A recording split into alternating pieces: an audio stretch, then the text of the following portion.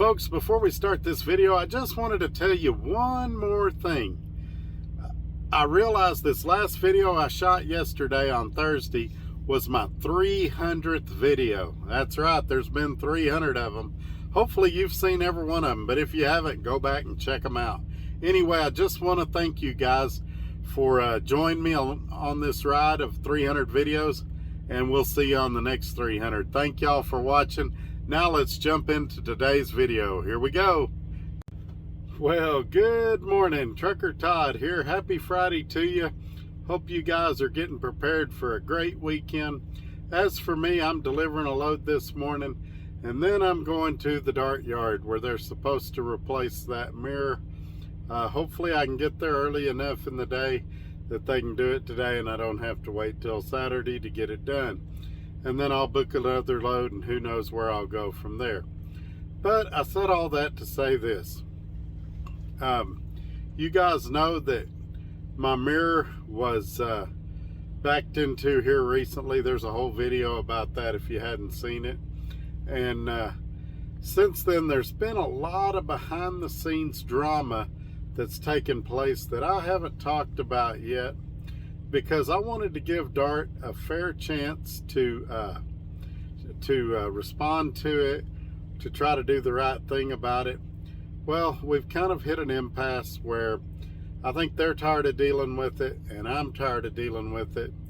And you guys know from the beginning that I always tell you guys the truth on here, sometimes to my detriment. There's a lot of times that I could have lied to you and it would have benefited me, but I would have lost my credibility in that. So I'm going to do what I've always done. I'm going to tell you guys the truth. I'm going to let you guys make up your own mind, and we'll go from there. So I'm going to cue up the music, but before I do, I want to remind everybody, let's do the normal housekeeping things. If you hadn't subscribed yet, go ahead and do that. It's right below the video, then a little bell will pop up. Click that bell, select all. Also, give me a thumbs up while you're down there and share this video on your social media, your Facebooks, your Instagrams, all that stuff. Also, tell your friends and family. If you're interested in working at Dart, like I said, I still recommend them after all that's happened. And my previous video explains why.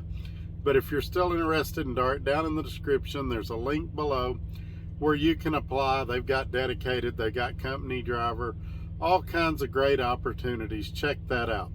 But that's all I got to say about that right now. I'm going to cue up the music and then I'm going to tell you what's been going on behind the scenes. Here we go. And this is why I do this, why I'm out here, why I keep that hammer down, flying by these road signs with home on my mind, with these wheels turning round, for my family and for my kids, for this life I wanna live.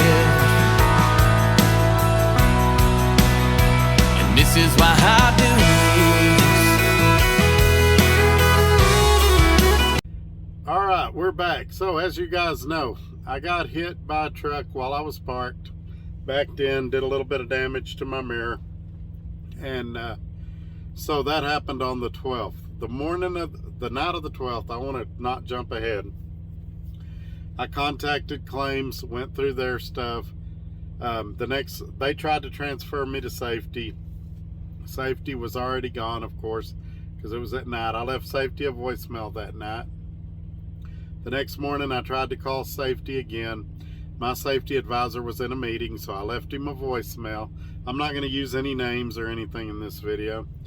And left him a voicemail. Then I emailed all the information I had to my fleet manager, to claims again, and to my safety advisor who's supposedly in this meeting. This is on the morning of the 13th at around 8:30 in the morning. All right, so later that afternoon, claims contacts me via OmniTrack, says, hey, here's your claim number, here's what you do to get it fixed. From the 13th to the 16th, I hear from no one, nobody. So, that morning, the morning of the 16th, I'm delivering a load. I pull up at the I'm picking up a load. I want to get all the facts straight because they're going to split hairs on every word I say. So I want to make sure that I'm very accurate in what I say on here. I'm going to a shipper to pick up a load. I get there. I walk inside. I don't take my phone with me. They happen to call while I'm in the shipper. And unbeknownst to me, since I didn't answer the phone, now keep in mind, I've been trying to reach them since the 12th, the night of the 12th. On the 16th, they called one time, and since I missed that call, they put me on safety hold while I'm in the shipper's office. Now, for those of you that don't know, trucks are tracked every second of every day. So they knew I was at the shipper. It's not like I was avoiding them. But anyway, they put me on safety hold. I didn't know it while I'm in the shipping office. So I come out, I notice there's an OmniTrax message, but at the same time the shipper walks up and says, hey, your product's not ready, it's going to be a few hours. Just park on that dirt lot over there. Well, at first he had me back into a dock, so I'm pulling out of the dock. I'm trying to appease the shipper, and then I read that message on the OmniTrax. It's, hey, call safety as soon as you can. And I'm paraphrasing here. Call safety as soon as you can. You've been placed on safety hold. So I go to the dirt lot, I park. I call the broker, and I say, hey, the shipper says that it's going to be a few hours before the load's ready. Well, they took that to mean that the load had canceled. They sent me a TONU and sent a new rate confirmation to DART, but didn't tell me. Well, then DART took me off the load. This is the first time. And so I called the broker back when I realized this. I said, no, the load didn't cancel. It's just gonna load a little later than what we originally thought. So they put the load back on me. Well, DART had already done the TONU, so DART put the load back on me. But then when they realized I was on safety hold, they took it off of me again. So I said all that to say this: I almost lost the load because of that safety hold. Now, I found out today from the Vice President of Safety that they don't take loads off of you when they put you on safety hold anymore. They used to. And they don't cut your fuel card anymore off like they used to.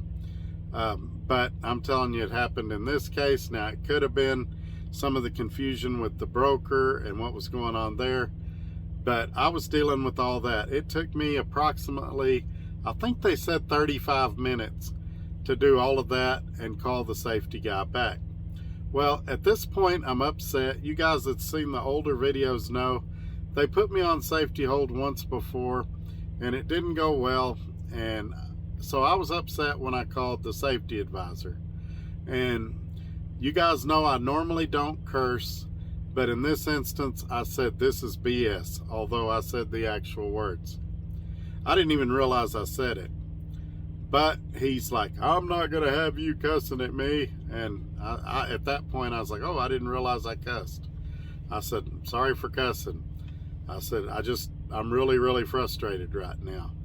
Now, the reason I said all of that is to say this: he jumped the gun big time. This is a minor unpreventable that he already had all the information on, and he put me on safety hold because I missed one phone call after I'd been trying to reach him for 4 days.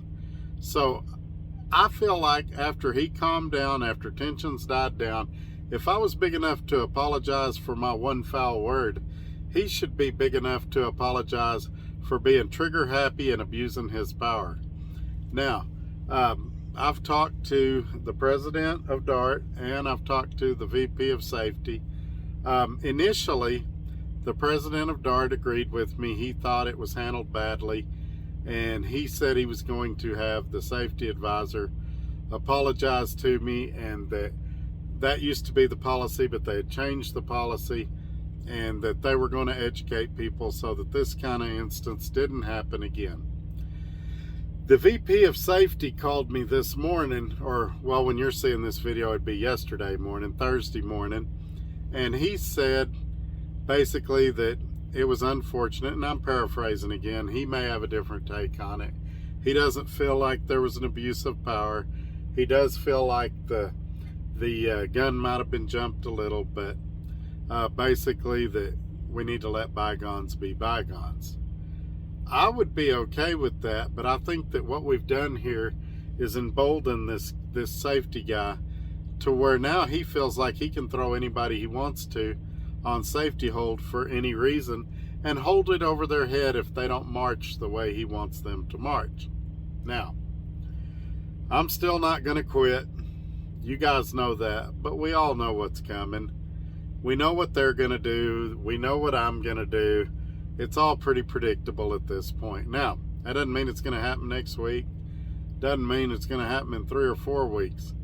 But eventually this safety advisor is going to get something ironclad on me, and I'm going to be gone. We know that. And, you know, these companies, they amaze me because they're like, we can't figure out why driver retention's so bad. Why are drivers quitting like this? And they can't see that it's the way they treat drivers. And I'm not just talking about Dart here. This could be said for almost every company out here. You know, I want you to think about this before I wrap this video up. Almost every one of these companies go to team building exercises where they try to learn to work better as a cohesive unit in the office, as a team. We all work for the same company. We should all be a team. You know what's missing from every one of these team builder meetings they go to? Drivers. And so it creates an us versus them mentality, and they bend themselves into a pretzel trying to defend the indefensible. This guy was clearly in the wrong. I know he was in the wrong. He knows he was in the wrong, and they know he's in the wrong, but nobody wants to admit it. So why is that?